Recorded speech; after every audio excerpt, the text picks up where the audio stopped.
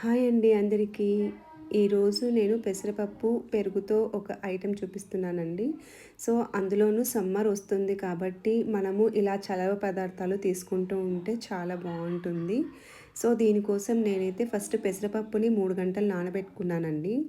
నానబెట్టుకున్న తర్వాత దాన్ని వడబోసేసుకొని వాటర్ అనేది లేకోకుండా ఫైన్ పేస్ట్ లాగా చేసుకోవాలన్నమాట. అలా మధ్యలో ఆపుకుంటూ కలిపెట్టుకుంటూ చేసుకుంటే స్మూత్ పేస్ట్ లాగా అయిపోతుంది. సో, నేను పెసరపప్పుతో పాటు కొంచెం అల్లం వేసుకొని మిక్సీ పట్టుకున్నాను. ఇలా పట్టుకున్న మిశ్రమాన్నంతా కూడా మనము ఒక బౌల్లోకి ఇలా మార్చేసుకోవాలి. ఇలా మార్చుకున్న తర్వాత ఇందులోకి కొంచెం సాల్ట్ వేసేసుకొని మనము విస్కర్తో ఒకటే లాగా తిప్పేసుకోవాలన్నమాట. ఇలా ఒక 5 మినిట్స్ తిప్పితే మనకు వైటిష్ కలర్లో వస్తుంది. సో, ఇలా వచ్చిన తర్వాత అందులో మళ్ళీ కొంచెం జీరా, పసుపు వేసేసి బాగా కలిపేసుకోవాలండి.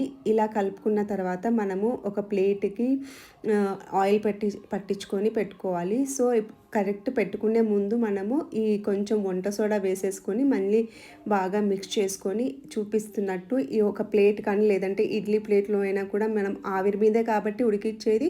సో, ఇడ్లీ ప్లేట్స్ అయినా తీసుకోవచ్చు. సో, నేను మాత్రము ఇలా ప్లేట్‌లో అంతా వేసేసుకొని ఇలా ఆవిరి మీద ఉడికిస్తున్నాననమాట. సో, ఒక 10 మినిట్స్‌లో ఉడికిపోతుందండి. సో, ఆ ప్రాసెస్ జరిగే లోపల ఇప్పుడు ఇంకొకసారి మిక్సీలోకి పచ్చిమిర్చి కానీ, రెడ్ మిర్చి కానీ ఏవైనా తీసుకోవచ్చు. నేనైతే పండిపోయిన మిర్చి తీసుకున్నానండి. అలాగే కొంచెము వెల్లుల్లి, ఉప్పు వేసేసుకొని ఫస్ట్ మిక్సీ పట్టుకున్నాను. తర్వాత పెరుగు వేసుకొని మళ్ళీ ఫైన్ పేస్ట్ లాగా చేశాననమాట. సో, చూస్తున్నారు కదా ఎంత మంచి కలర్‌లో వచ్చిందో పెరుగనేది. సో, ఈ పెరుగనేది ఒక 10 మినిట్స్ ఫ్రిడ్జ్‌లో పెట్టేసుకుంటే చల్ల చల్లగా చాలా బావుంటుంది. సో, చూస్తున్నారు కదా ఆ పెసరపిండి కూడా ఉడికిపోయింది. నైఫ్‌కి అయితే ఏమీ అంటలేదండి. ఒక 5 మినిట్స్ చల్లారిన తర్వాత తీస్తే ఇలా అంత నీట్‌గా వచ్చేస్తుంది కేక్ వచ్చేసినట్టు. సో, ఇలా వచ్చిన దాన్ని మనము పీసెస్ లాగా కట్ చేసుకోవాలన్నమాట.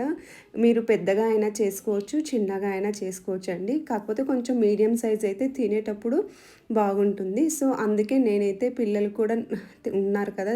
వాళ్ళకి కూడా చిన్న క్యూబ్స్ లాగా చేస్తే బావుంటుందని చెప్పేసి అన్నీ ఇలా క్యూబ్స్ లాగా కట్ చేశానండి. సేమ్ చాలా మెత్తగా ఉంటుంది. స్పాంజ్ ఎంత మెత్తగా ఉంటుందో ఇవి కూడా అంతే మెత్తగా వస్తాయండి. అలాగే కూడా డోక్లాలాగా కూడా తినేయొచ్చు. కాకపోతే సమ్మర్ స్పెషల్ కాబట్టి దహి అంటే పెరుగుతో తీసుకుంటే చాలా బావుంటుంది. సో, చూస్తున్నారు కదా రబ్బర్ ఎలాస్టిక్ లాగా ఎలా ఉందో అంత మెత్తగా వస్తాయన్నమాట. చాలా బావుంటుందండి. మీరు కూడా ఒకసారి ట్రై చేసి ఎలా వచ్చిందో నాకు కామెంట్‌లో తెలపొచ్చు.